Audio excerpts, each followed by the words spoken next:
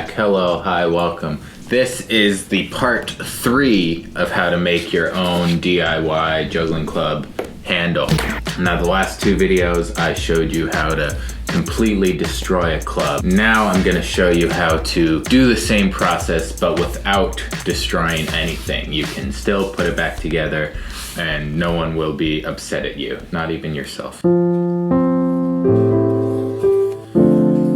So first, let's just talk about the easiest way to change the color of the handle with tape. If you have not taped the handle of your club yet, give it a try. Maybe you'll like it. Just a warning, it's gonna add a lot of weight and the texture is gonna be a little bit different than what you're used to, but you can get a lot of nice colors. I usually use electrical tape if I'm gonna do it, just because that's what I am familiar with. It works. It does its job.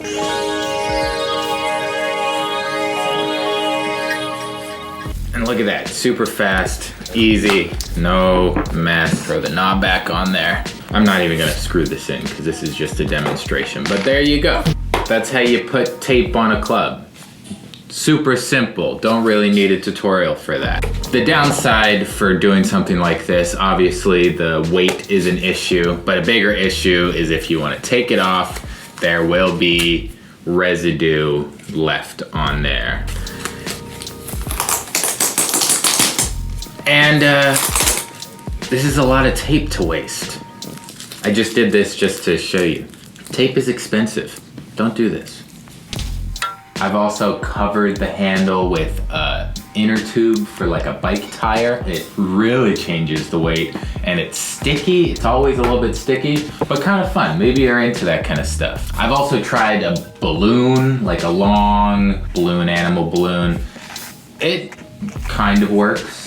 It's possible. I wouldn't recommend it, but you can get some really unique colors with that. But my preferred way to do this is with the wrapped handle that I showed you in the last video. So we're gonna do that. I just got simple dowel, 49 centimeters long, your basic Delphin body, a knob, an end, screws, screwdriver, and of course, some tape. Oh, I also need cardboard.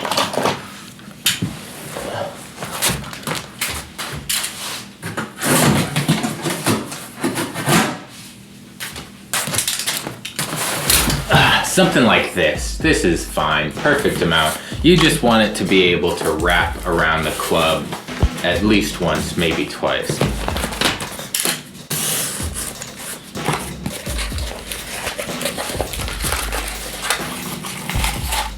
That should be fine. I'm just gonna approximate. Just want it to be able to go into the club and come out a little bit at the end. Ugh. Perfect piece right here. A perfect piece of cardboard. So I'm just gonna do a quick preliminary roll just to get it pliable. So I'm gonna start by marking the bottom of the club, just like I did last time, to find where the center is. As you can see, the center is very much not the center. Then what I'm gonna do is take the cardboard, grab some tape. I like to use duct tape for something like this, a little bit stronger than your electrical tape. And you tape it right in the center of that line and wrap it up as tight as you possibly can.